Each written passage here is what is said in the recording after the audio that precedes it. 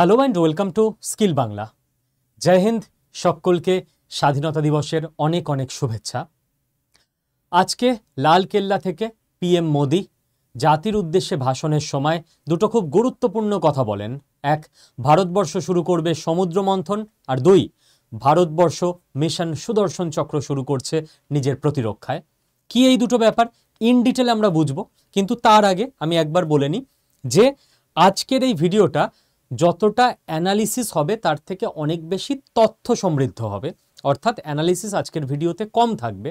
এবং আজকের ভিডিওটা অনেক বেশি করে স্টুডেন্টদের জন্য, কারণ পিএম মোদি লালকেল্লা থেকে যে স্পিচ, মোট 103 মিনিটের স্পিচ দিয়েছেন, সেইটাকে টোটালটা পুঙ্খানুপুঙ্খভাবে শুনে যতগুলো পরপর উনি যে সিকোয়েন্সে বলেছেন সেই সিকোয়েন্সে আমি পয়েন্টগুলোকে সাজিয়ে নিয়ে এসেছি।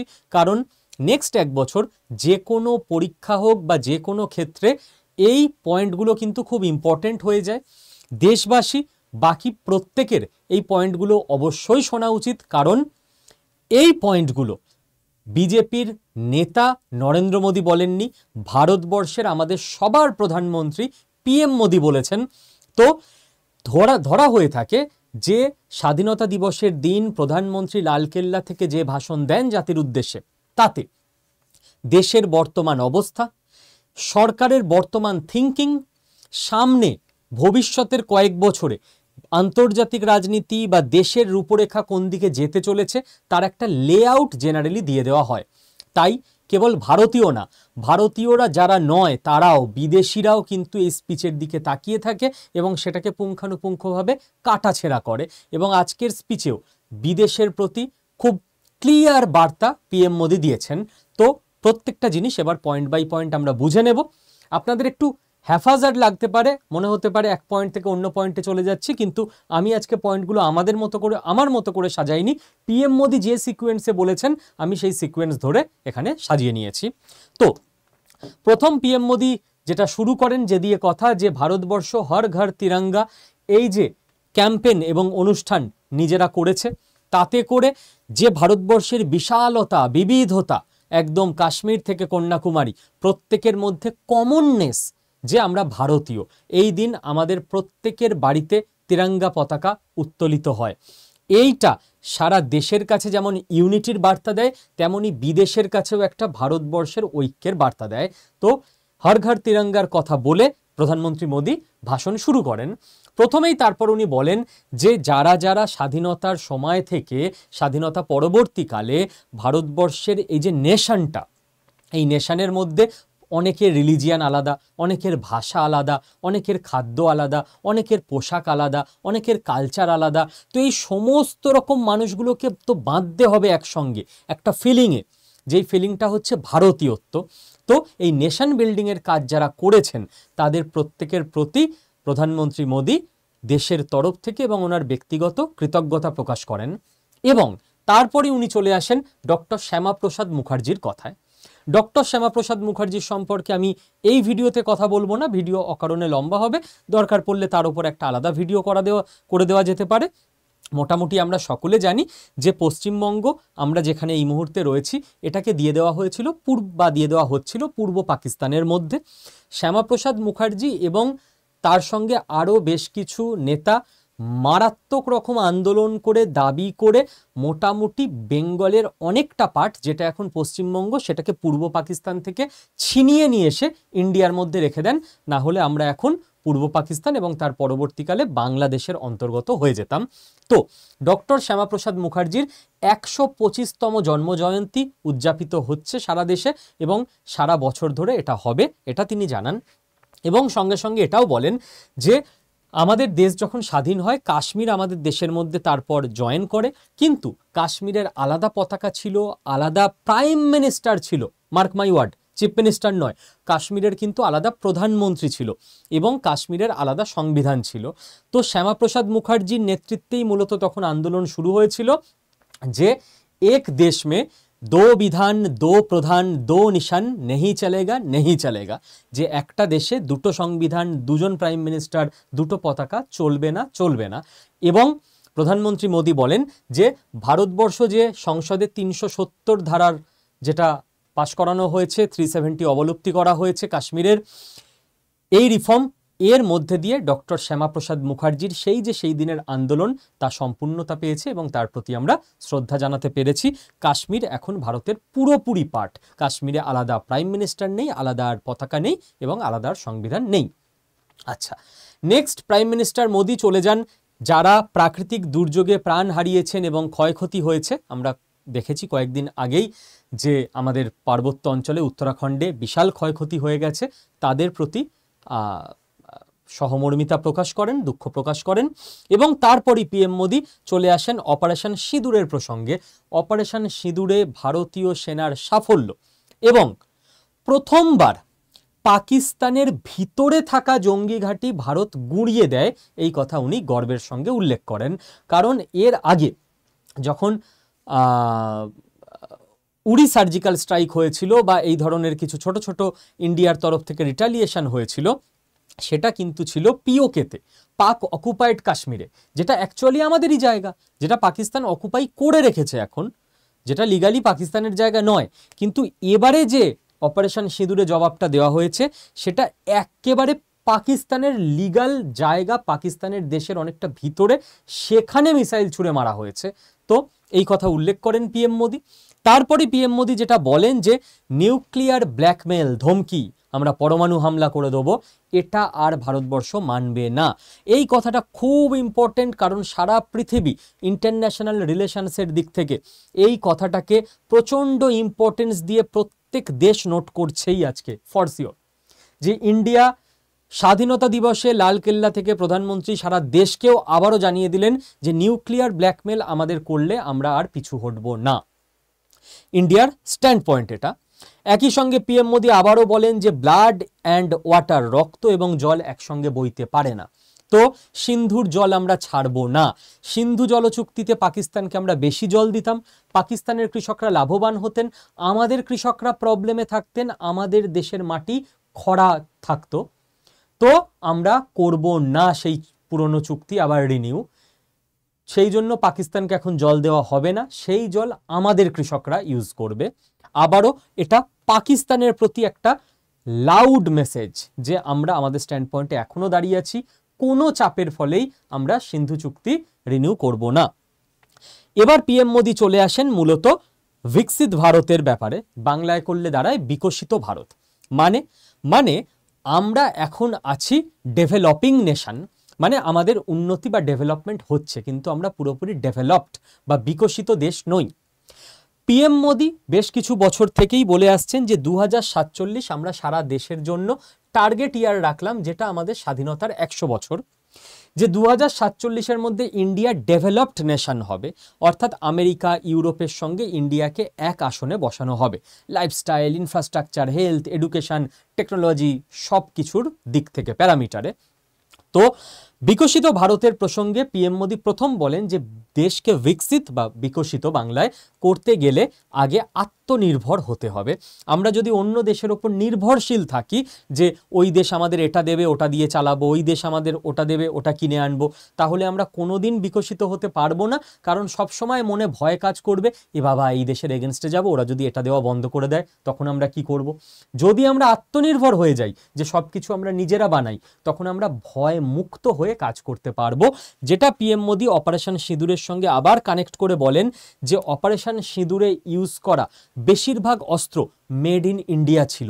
তো আমাদের ভাবতেই হয়নি, আমাদের দেশের রাজনৈতিক নেতৃত্ব সেনাবাহিনীকে পুরো বলে দিতে পেরেছিল যা মন চায় আপনাদের ডিসিশন, আপনাদের শর্তে আপনারা করে নিন। কারণ এই চিন্তাটা ছিল না যে অন্য কোনো দেশ রুষ্ট হয়ে আর্মস পাঠানো বন্ধ করে দেবে, তখন কি হবে। আমরা জানি যে এই আর্মসগুলো আমরা নিজেরা তৈরি করি, তো আমাদের কারোকে পরোয়া করার দরকার নেই। নেক্সট পিএম মোদি চলে আসেন টেকনোলজির প্রসঙ্গে এবং মূলত অ্যাড্রেস করতে থাকেন দেশের তরুণ তরুণীদের, যুবকদের, যে দেশকে টেকনোলজিতে এগোতেই হবে। যখনই কোনো দেশ টেকনোলজিতে এগোয় তখনই তার উন্নতি হয়, তো দেশকে মডার্ন হতে হবে। পিএম মোদি উদাহরণ দিয়ে বলেন যে সেমিকন্ডাক্টরের ফাইল এদেশে প্রথম 50-60 বছর আগে আলোচনা শুরু হয়েছিল, কিন্তু সেই সময়কার সরকার সেমিকন্ডাক্টরের জিনিসটাকে আর আলোচনাটাকে এগোয়নি।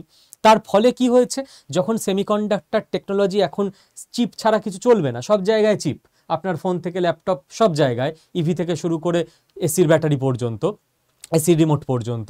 এবার পিএম মোদি বলেন যে আমাদের থেকে অনেক পরে শুরু করে কত দেশ কত এগিয়ে গেছে, কিন্তু আমরা এখন অনেক পরে। যাই হোক, সেই সমস্ত কথা আলোচনা করে আর লাভ নেই। এই মুহূর্তে দেশকে সেমিকন্ডাক্টরে মিশন মোডে এগোতে হবে। আর তার জন্য পিএম মোদি ঘোষণা করেন যে 6টা সেমিকন্ডাক্টর হাব গ্রাউন্ড লেভেলে তৈরি হয়ে গেছে এবং আরও 4টে নতুন অ্যাপ্রুভাল দিয়ে দেওয়া হয়েছে। আমি এই খবরটা কিন্তু কয়েকদিন আগেই আপনাদেরকে ভিডিওতে বলেছিলাম, যদি খেয়াল করে থাকেন। তো এবং পিএম মোদি বলেছেন যে এই বছরের ডিসেম্বরের মধ্যে মেড ইন ইন্ডিয়া চিপ বাজারে চলে আসবে। এটা একটা বিশাল বড় ঘোষণা পার্সোনালি আমি মনে করি।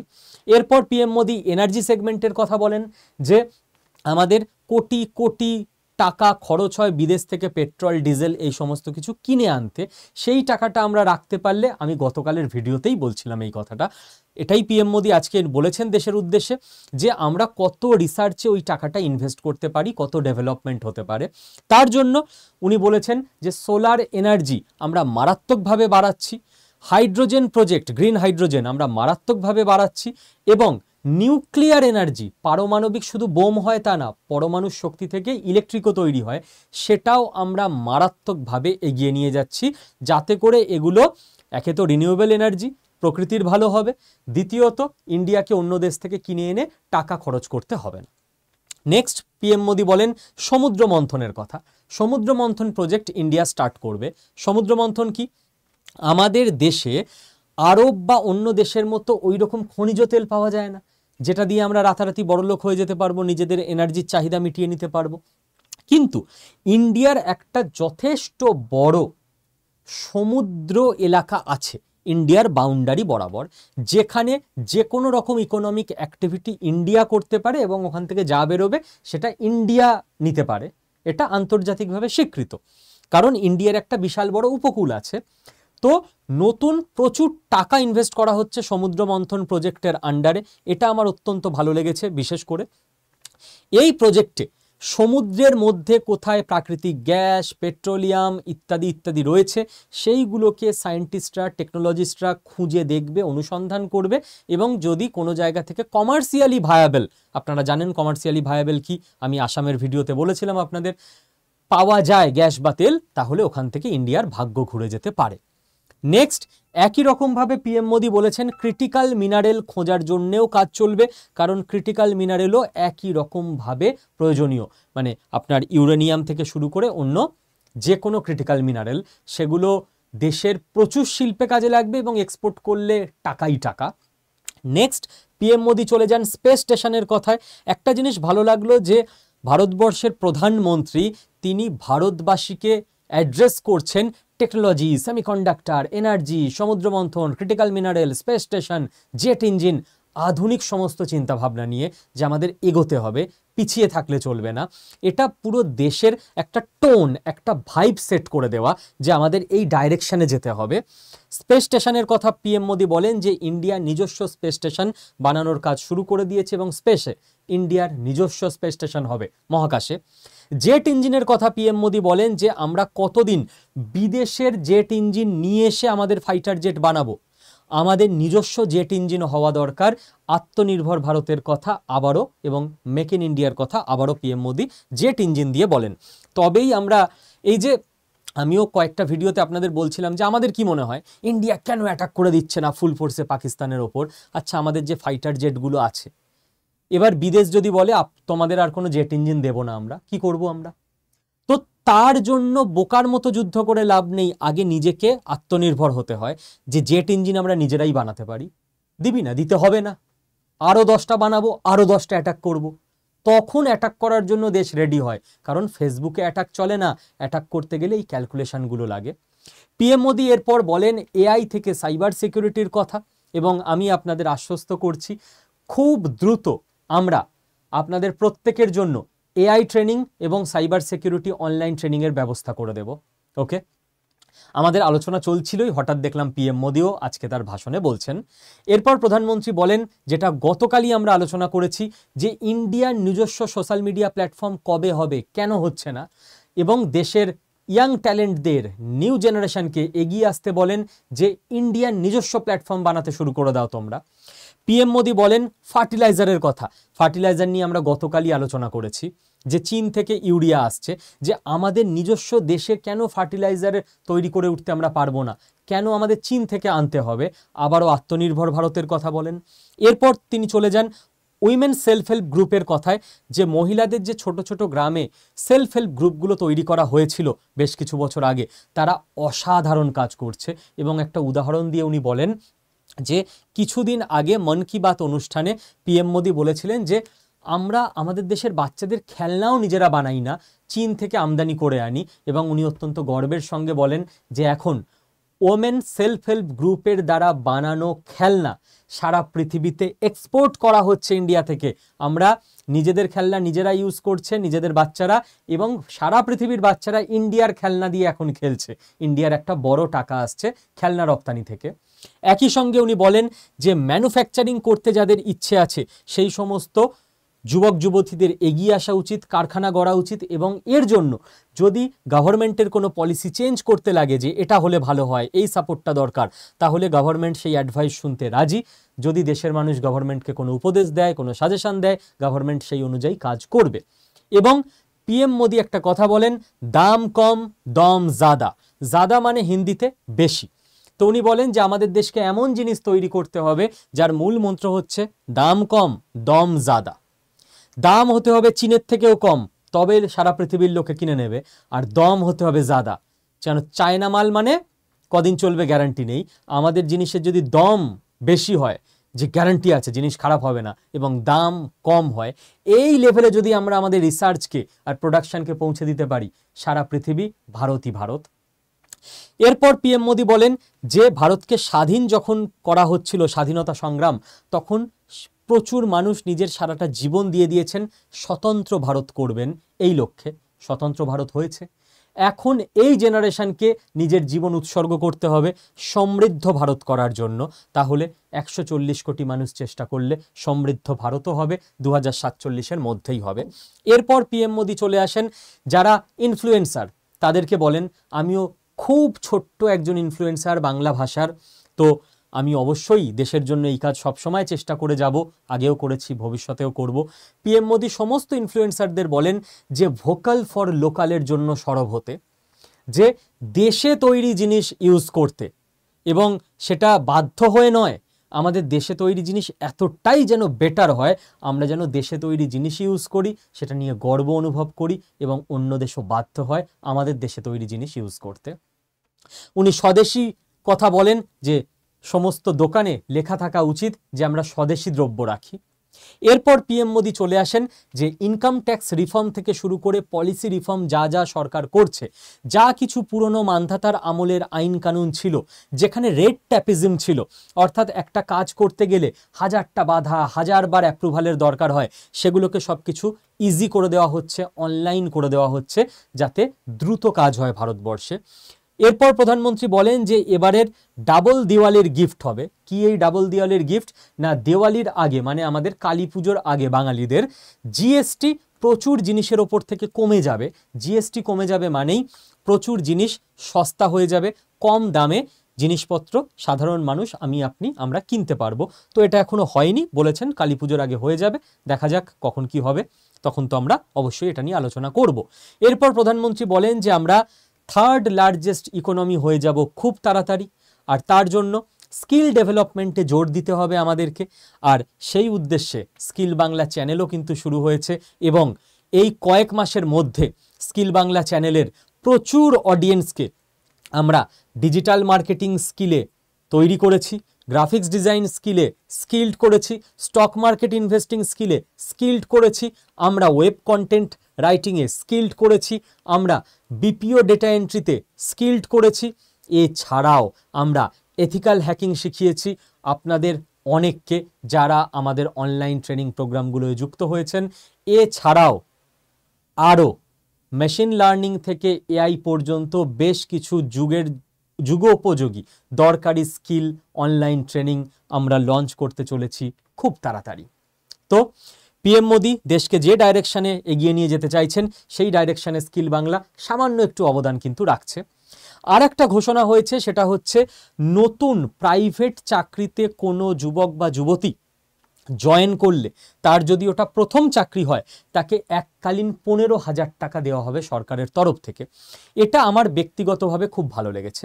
আমাদের দেশের কালচার কি, ও তুমি কাজ করো না, এ নাও বেকার ভাতা। কালচার পাল্টানো হচ্ছে, যে কাজ করো না বেকার ভাতা মানে সে ওই টাকাটা নিয়ে ইউজ টু, হ্যাঁ আমি তো সরকারের থেকে মাসে 1,000 টাকা 2,000 টাকা 3,000 টাকা কিছু একটা ওই ভান্ডার টান্ডার এসব থেকে পাবো, আমার আর কিছু করার দরকার নেই, ওই দিয়ে আমার হাত খরচ চলে যাবে।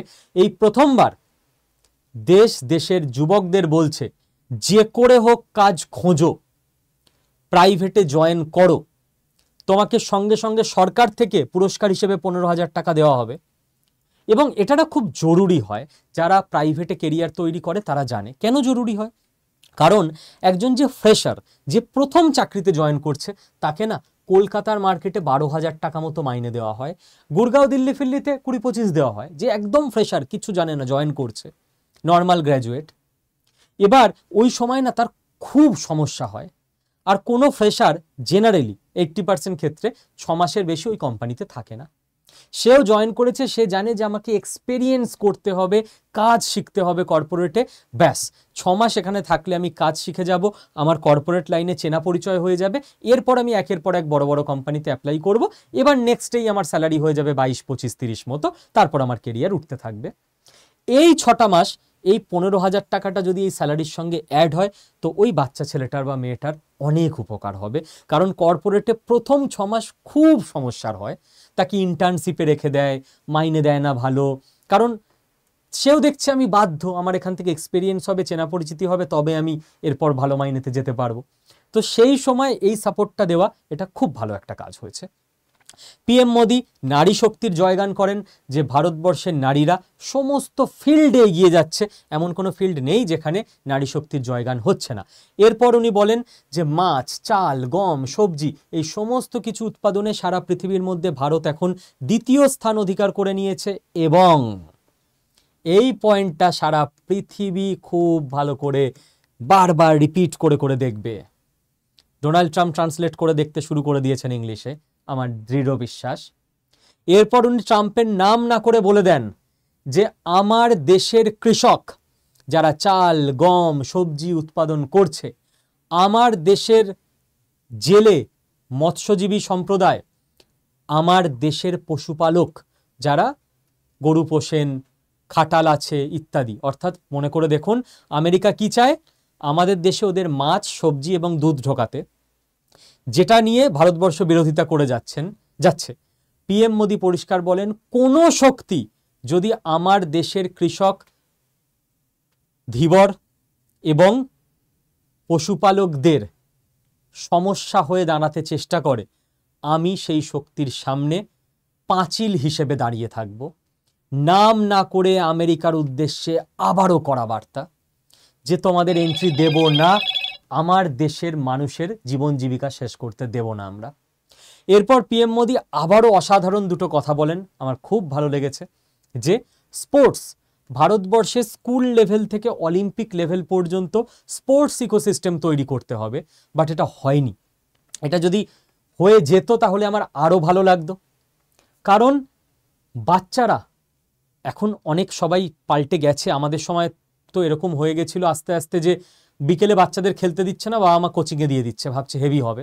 এখন ওই বাচ্চারা বড় হয়ে চাকরি বাকরিতে জয়েন করেছে, এখন দেখছে বাবা মারা 25 বছর বয়স থেকে ছেলে মেয়ে অসুস্থ হবে, তো কারণ ওকে খেলার বয়সে তো খেলতে দেওয়া হয়নি, ও শরীরের তো গঠনই হয়নি, ইমিউনিটি তৈরি হয়নি। তো যাতে করে এই যে স্পোর্টস যদি ছড়িয়ে দেওয়া যায়, আজ থেকে 30 বছর আগে যেমন ছিল, বিকেল মানে বাচ্চারা 3:30, 4টে থেকে 6টা অবধি চুটিয়ে খেলবে মাঠে, তাহলে ভারতবর্ষের পরের প্রজন্মের 80% রোগ এমনি কমে যাবে। ভারতবর্ষ যদি রুগ্ন হয়, দুর্বল হয়, ও রিসার্চ কি করে করবে, ও চাকরি কি করে করবে, ও পড়া মনে রাখবে কি করে? তো এটা একটা বিশাল বড় ইনিশিয়েটিভ হচ্ছে, আমি জানি না কতদূর কি হবে, আমাদের দেশের যে অবস্থা অনেক কিছুই শুরু হয় এগোয় না ভালো করে, আমি আশা করি এটা প্রচণ্ডভাবে সফল হোক। এবং তারপর প্রধানমন্ত্রী মোদী দেশবাসীকে সতর্ক করেন যে দেশে একটা মহামারী আসতে চলেছে, প্রত্যেক 3 জনে 1 জনের ওবেসিটি হয়ে যাবে, অর্থাৎ মেদ জমে যাবে, এবং এটা থেকে প্রচুর রোগ চলে আসবে, হার্টের রোগ থেকে শুরু করে লিভারের রোগ পর্যন্ত প্রত্যেকটা। তো এটা থেকে আমাদের সতর্ক থাকতে হবে। পিএম মোদী দেশবাসীকে আহ্বান জানিয়েছেন যে আমরা যে তেল খাই এবার থেকে আমরা 10% তেল বাড়িতে বাজারে কম আনবো, আর পুরো মাস আমরা ওটা দিয়েই চালাবো, তাতেই দেশবাসী অনেকটা সুস্থ হয়ে যাবে। একদিনে নয়, একদিন না একদিন অবশ্যই। এরপর পিএম মোদী বলেন যে ক্লাসিক্যাল ল্যাঙ্গুয়েজ হিসেবে বাংলা এবং এরকম অনেকগুলো ভাষাকে স্বীকৃতি দেওয়া হয়েছে। আমার কেন জানি না মনে হলো এর মধ্যে একটু রাজনীতির গন্ধ আছে, যেহেতু বাংলা ভাষা, বাংলাদেশি এইসব ব্যাপার নিয়ে রাজনীতি চলছে, যে বাংলায় কথা বললে আটক করা হচ্ছে হরিয়ানা ইত্যাদি রাজ্যে। তো বোধহয় ওইটার জন্যই পিএম মোদী ঘুরিয়ে কিছু রাজনৈতিক বার্তা দিলেন যে বাংলা সহ অন্যান্য ভাষাকে ক্লাসিক্যাল ল্যাঙ্গুয়েজের স্বীকৃতি পিএম মোদীর সরকারই দিয়েছে, কাজেই পিএম মোদী এই সমস্ত ভাষার এগেনস্টে নয়, যেটা একটা রাজনৈতিক ন্যারেটিভ তৈরি হচ্ছে যে বিজেপি হিন্দি চাপিয়ে দিচ্ছে ইত্যাদি ইত্যাদি। এবং আমি জাস্ট 1 মিনিট নেব। অনেকে আমি দেখেছি ভিডিওতে আপনারা কমেন্ট করেন যে আপনি আমেরিকা নিয়ে পড়ে আছেন, দেশের মধ্যে এই রাজনীতির এই হয়েছে, আপনি কিছু বলছেন না কেন? দেখুন, দেশের রাজনীতি নিয়ে পরীক্ষায় কোশ্চেন আসে না, কোনোদিন এলে আমি বলবো। সাংবিধানিক ঘটনা নিয়ে আসে, আপনি আমাকে বলতে পারেন যে সিএএ নিয়ে ভিডিও করুন, এনআরসি নিয়ে করুন, সাংবিধানিক ব্যাপার নিয়ে আসে। দেশের রাজনীতি নিয়ে পরীক্ষায় প্রশ্ন আসে না। আমার ভিডিও করার মূল উদ্দেশ্য, আগে অফলাইনে পড়াতাম, এখন অনলাইনে পড়াই, যে কারেন্ট ইভেন্ট, ইন্টারন্যাশনাল রিলেশনস এবং জিও পলিটিক্স যেগুলো থেকে পরীক্ষায় সরকারি চাকরির ক্ষেত্রে প্রশ্ন আসে, সেইগুলো আমার ছাত্রছাত্রীদের সহজ করে বোঝানো। তো আমি আমার জায়গা থেকে কখনো সরব না, আমি কোনোদিন ভুলবো না যে আমি কেন শুরু করেছিলাম এই চ্যানেল, এবং সেগুলো আপনাদেরও অনেকের ভাল লাগে, এটা আমার অত্যন্ত সৌভাগ্য, আপনারাও দেখেন। কিন্তু আমার প্রথম লক্ষ্য, আমার প্রাথমিকতা আমার ছাত্রছাত্রীরা। কাজেই রাজনীতির ভিডিও আমি কোনোদিনই করব না। যদি কোনোদিন রাজনীতির কোশ্চেন পরীক্ষায় আসে তখন আমি করতে বাধ্য, সিলেবাস চেঞ্জ হলে টিচাররা পড়াতে বাধ্য, ঠিক আছে? তো এটা মার্জনা করবেন, ঠিক আছে? আচ্ছা, নেক্সট, পিএম মোদী আরএসএস এর কথা বলেন যে কেবল সরকার তো একটা দেশের বেটারমেন্ট করতে পারে না, তার জন্য দরকার একটা সমাজের বেটারমেন্ট, চরিত্র নির্মাণ মানুষের। এবং আরএসএস 1925 থেকে 2025 100 বছর ধরে পৃথিবীর সর্ববৃহৎ এনজিও হিসেবে সারা দেশের বিভিন্ন কাজে সেবা এবং মানুষের চরিত্র নির্মাণ করে দেশের কাজে অনেক সহায়তা করেছে। এই বলে তিনি আরএসএস এর যারা কার্যকর্তা তাদের সকলকে প্রণাম জানান। এরপর পিএম মোদী চলে আসেন মাওবাদীদের কথায়, যে মাওবাদী প্রায় সারা দেশ থেকে নির্মূল করে দেওয়া হয়েছে, এবং আমাদের স্বরাষ্ট্রমন্ত্রী যেটা বলেন যে 31শে মার্চ 2026-এর মধ্যে ভারতবর্ষ মাওবাদ মুক্ত হয়ে যাবে। এরপর পিএম মোদী বলেন ডেমোগ্রাফি চেঞ্জের কথা, খুব ইম্পর্টেন্ট। বাংলাদেশ এটাকে খুব ভালো করে খেয়াল করছে আজকে, যে বিভিন্ন জায়গায় অনুপ্রবেশকারীরা ঢুকে আমাদের দেশে ডেমোগ্রাফি চেঞ্জ করে দিচ্ছে, অর্থাৎ বাংলাদেশিরা ঢুকে বাঙালি সেজে পশ্চিমবঙ্গের কাগজপত্র তৈরি করে, আমরা তো পশ্চিমবঙ্গে সেই কবে থেকে ছিলাম, 1600 সাল থেকে ছিলাম, এইসব গল্প টল্প বানিয়ে বিভিন্ন জায়গায় গিয়ে বসে যাচ্ছে, ঘরবাড়ি বানিয়ে নিচ্ছে। এইটার বিরুদ্ধে পিএম মোদী আবারও কড়া বয়ান দেন যে কোনো দেশ পৃথিবীর এটা মানে না, মানতে পারে না, ভারতবর্ষও মানবে না যে বিদেশের লোকেরা এখানে ঢুকে ভারতবর্ষের ডেমোগ্রাফি চেঞ্জ করে দেবে, এটা ভারত মানবে না। এটা বাংলাদেশের পার্সপেক্টিভে জিওপলিটিক্সে অত্যন্ত ইম্পর্টেন্ট একটা স্ট্যান্ড পয়েন্ট, ঠিক আছে? নেক্সট যেটা পিএম মোদী বলেন যে নিউ ওয়ারফেয়ারের জন্য ভারতবর্ষকে রেডি হতে হবে। আমি এটা সব সময় আপনাদের বলেছি, এখন যুদ্ধ ঘোড়ার পিঠে চড়ে হয় না। আমরা অনেকে ভাবি হাড় এড়ে করে আমাদের সব আর্মি যাচ্ছে না কেন, গিয়ে দুমদাম ঘুষি মারছে না কেন পাকিস্তানিদের, ওরকমভাবে যুদ্ধ হয় না। আপনারা জানেন, আমি আলাদা ভিডিও করব, এমনি ভিডিওটা বড় হয়ে যাচ্ছে অনেক। ইন্ডিয়া একটা নতুন টেকনোলজি বানিয়ে নিয়েছে, এখন ইন্ডিয়া চাইলেই পাকিস্তানের যে কোনো জায়গার ওপরে 1 ঘন্টায়, এক্স্যাক্ট নাম্বারটা মনে নেই, আমি ভিডিও করার সময় দেখে রিসার্চ করে বলে দেবো আপনাদের, বিশাল পরিমাণ বৃষ্টি একসঙ্গে নামিয়ে দিতে পারে। মানে পাকিস্তানের কোনো একটা এরিয়াকে ইন্ডিয়া টার্গেট করলো, টেকনোলজি দিয়ে ওখানে মেঘ পাঠিয়ে দেবে ইন্ডিয়া এবং মেঘ ভাঙা বৃষ্টি নামিয়ে দেবে। পাকিস্তানের আর্মি হেডকোয়ার্টার থেকে সমস্ত ইম্পর্টেন্ট বিল্ডিং জাস্ট ধসে চলে যাবে। কেউ ট্রেস করতে পারবে না যে ইন্ডিয়া করলো, বৃষ্টি হয়েছে, আল্লাহ ভগবান বৃষ্টি দিয়েছে, কি করা যাবে? বৃষ্টি আল্লাহ দেয়নি, বৃষ্টি মোদিজি পাঠিয়েছে। তো এইটা হচ্ছে নিউ ওয়ারফেয়ার টেকনিক, ঠিক আছে? এখন আর গুলি দিয়েও যুদ্ধ হয় না, এখন বৃষ্টি দিয়ে যুদ্ধ হচ্ছে, এই লেভেলে পৌঁছে গেছে থট প্রসেস। তো যেটা প্রধানমন্ত্রী মোদি বলেন যে 10 বছরের ইন্ডিয়া একটা মিশন নিচ্ছে, মিশন সুদর্শন চক্র। কি এই সুদর্শন চক্র? মহাভারতে শ্রীকৃষ্ণের হাতে ছিল সুদর্শন চক্র, সেটা কি? Guided missile. অর্থাৎ সুদর্শন চক্র কৃষ্ণের আঙুল থেকে বেরিয়ে এক্স্যাক্ট যাকে বধ করার তাকে বধ করে আবার ফিরে আসতো কৃষ্ণের আঙুলে।